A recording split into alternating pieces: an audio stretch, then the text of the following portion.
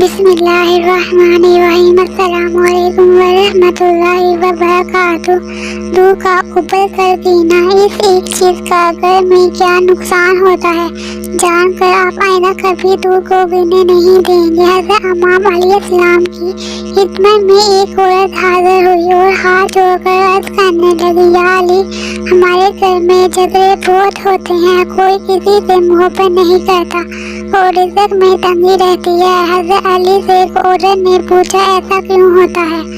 عورت کا سوال سنتے ہی امیر المومنین امام علیہ السلام نے فرمایا، اے عورت، جب تم اللہ کا رزق پکاتے ہو تو کچھ نیچے تو نہیں گرتا؟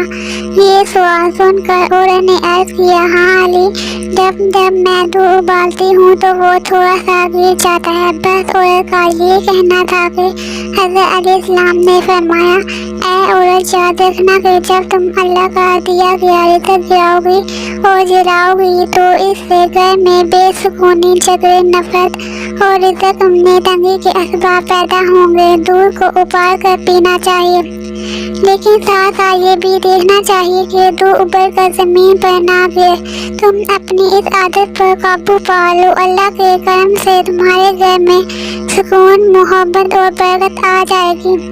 حضرت علی کی بات سنتے ہی عورت گھر گئی اور آئندہ اللہ کے دیے ہوئے رزق کو ضائع ہونے سے بچانے لگی، اور یوں دیکھتے ہی دیکھتے آپس کے گھر میں خوشحالی اور ہر طرف سکون ہو گیا۔